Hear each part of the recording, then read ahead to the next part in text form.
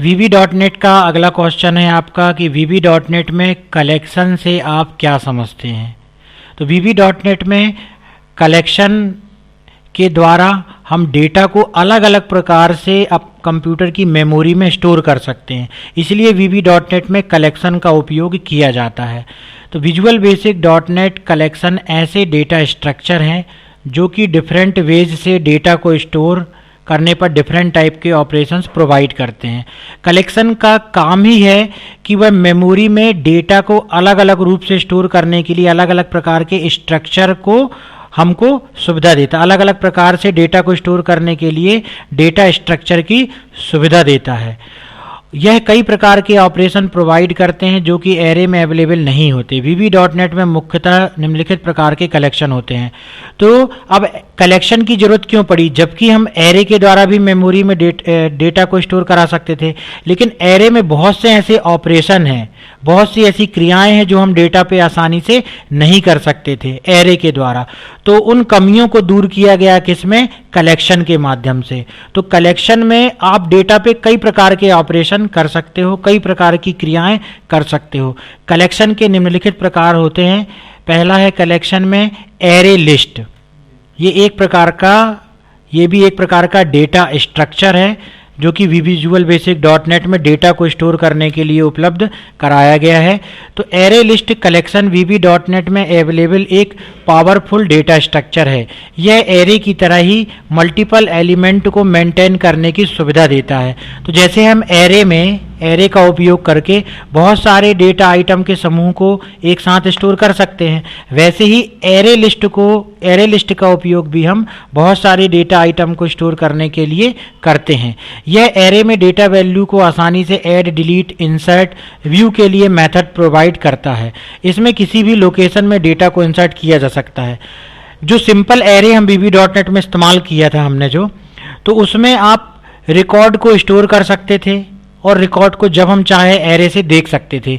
लेकिन जो array list है उसमें हम आसानी से डेटा को ऐड भी कर सकते हैं, एरे लिस्ट से डेटा को हम डिलीट भी कर सकते हैं, बीच में कहीं पे भी एरे लिस्ट में डेटा को इंसर्ट भी किया जा सकता है और पूरे एरे लिस्ट से डेटा को देखा जा सकता है। इसका काम ही है क्योंकि कलेक्शन का, जिसमें जो अलग अलग प्रकार के आप डेटा स्ट्रक्चर पढ़ रहे हो कि डेटा को स्टोर करना, डेटा को डिलीट करना और डेटा को देखना। तो एरे लिस्ट के द्वारा आप आसानी से एरे लिस्ट बना करके VB.NET में और डेटा को इंसर्ट कर सकते हो। पूरी एक डेटा की लिस्ट है, उसमें कहीं बीच में अगर हमको डेटा इंसर्ट करना है तो बीच में डेटा इंसर्ट कर सकते हैं।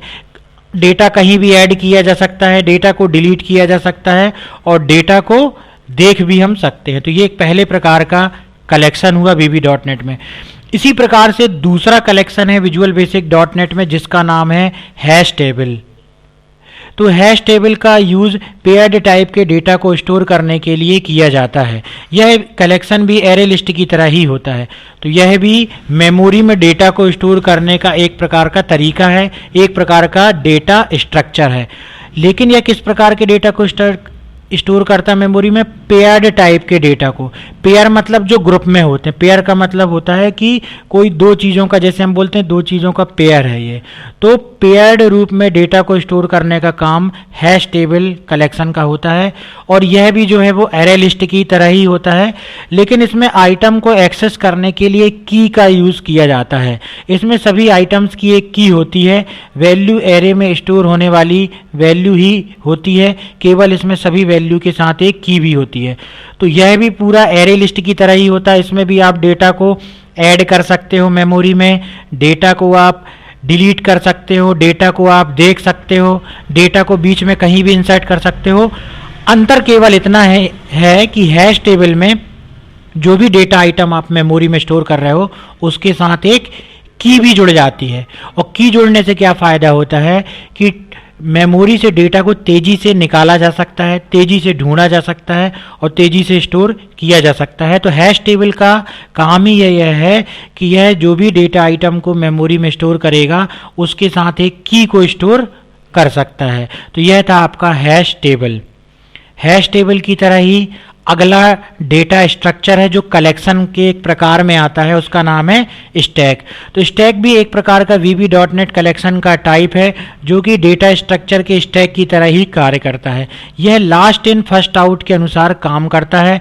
इसमें डेटा इनपुट के लिए पुश और आउट के लिए पॉप ऑपरेशन का यूज़ किया जाता है। तो यह भी मेमोरी में डेटा को स्टोर करने का एक डेटा स्ट्रक्चर है जो कि कलेक्शन के अंतर्गत आता है। इसमें क्या नई चीज़ है, इसमें जो भी डेटा स्टोर होता है वह last in first out LIFO structure, इसका शॉर्ट फॉर्म बोलेंगे LIFO, LIFO, last in first out. मतलब जो मेमोरी में डेटा लास्ट में जाएगा उसको फर्स्ट में हम निकाल सकते हैं। उदाहरण के लिए आप जो है देख सकते हो, जैसे कि एक डेटा हो, जैसे कि आपका, तो लीफो का मतलब होता है लास्ट इन फर्स्ट आउट। इसका एक उदाहरण आप इस प्रकार से समझ सकते हो कि जो टेनिस की बॉल को रखने का एक केस आता है जिसमें आपने जिस टेनिस बॉल को सबसे पहले रखा हुआ है, सबसे पहले वो सबसे नीचे हो जाएगी, फिर आप उसके ऊपर से दूसरी टेनिस बॉल रखोगे, फिर तीसरी, फिर चौथी, फिर पांचवी, यदि पूरा केस भर गया। अब हमको टेनिस बॉल को निकालना है तो सबसे पहले कौन सी टेनिस बॉल निकलेगी, जो सबसे ऊपर है, मतलब लास्ट इन और फर्स्ट आउट। तो इस स्ट्रक्चर में क्या होता है कि जो भी मेमोरी में डेटा सबसे लास्ट में गया है वो सबसे पहले बाहर आता है, इसलिए इसको क्या बोलते हैं, last in first out structure. और इसमें डेटा को इंसर्ट करने के लिए, मेमोरी में डेटा को ऐड करने के लिए पुश ऑपरेशन का इस्तेमाल किया जाता है। पुश का मतलब ही हिंदी होता है धक्का देना। तो यहाँ पर एक प्रकार से अगर आपको स्टैक में डेटा को स्टोर करना है तो उसके लिए हम पुश ऑपरेशन का इस्तेमाल करते हैं, और पॉप ऑपरेशन का इस्तेमाल किया जाता है मेमोरी से डेटा को निकालने के लिए। पॉप ऑपरेशन का इस्तेमाल किया जाता है मेमोरी से डेटा को निकालने के लिए। तो यहाँ पर पुश और पॉप दो ऑपरेशन होते हैं जिससे डेटा को मेमोरी में स्टोर किया जा सकता है, और पॉप ऑपरेशन से डेटा को मेमोरी से निकाला जा सकता है। तो VB.NET में अगर आप स्टैक को डिफाइन करना चाहो कि किस प्रकार आप बनाओगे, किस प्रकार आप बनाओगे, डिम और उसके बाद स्टैक का नाम आता है और एस न्यू स्टैक। आप स्टैक का नाम अपने अनुसार कुछ भी ले सकते हो। तो ये थे आपके डेटा स्ट्रक्चर जो कि कलेक्शन के अंतर्गत उसके प्रकार में आते हैं। अगला डेटा स्ट्रक्चर है आपका क्यू। तो क्यू भी मेमोरी में डेटा को स्टोर करने का एक तरीका है। क्यू भी कलेक्शन का एक प्रकार है। यह भी एक प्रकार का डेटा स्ट्रक्चर है जो कि क्यू की तरह ही वर्क करता है। इसमें फर्स्ट इन फर्स्ट आउट के अनुसार काम करता है। फर्स्ट इन फर्स्ट आउट किस प्रकार का डेटा स्ट्रक्चर है ये, first in first out FIFO प्रकार का डेटा स्ट्रक्चर है। इसमें सबसे पहले इंसर्ट किया गया आइटम सबसे पहले बाहर जाएगा और सबसे लास्ट में इनपुट किया गया आइटम सबसे लास्ट में बाहर आएगा। तो इस प्रकार से आप इसका भी उदाहरण आप ले सकते हो। इसमें जो डेटा सबसे फर्स्ट में इंसर्ट किया जाएगा, फर्स्ट इन फर्स्ट आउट, इसमें जो डेटा सबसे फर्स्ट में इंसर्ट किया जाएगा वो डेटा सबसे पहले बाहर आएगा। तो इस प्रकार से जो है हम फर्स्ट इन फर्स्ट आउट जो है डेटा स्ट्रक्चर के द्वारा भी मेमोरी में डेटा को स्टोर कर सकते हैं। और क्यू एक प्रकार का डेटा स्ट्रक्चर है जो मेमोरी में इस प्रकार से डेटा को स्टोर करता है। इसका सिंटैक्स किस प्रकार से आप लिखोगे, डिम और उसके बाद क्यू का नाम आता है और एस न्यू क्यू नेम। जैसे हमने यहाँ पर VB.NET में कोडिंग लिखी dim Q S new Q, तो यहाँ पर हमने क्यू नाम का एक नया मेमोरी में डेटा स्ट्रक्चर बनाया जिसका नाम क्यू है, जिसमें हम डेटा को स्टोर कर सकते हैं। और जो भी डेटा को हम सबसे पहले स्टोर करेंगे उस डेटा को सबसे पहले हम बाहर निकालेंगे, इसलिए इसको बोलते हैं first in first out data structure.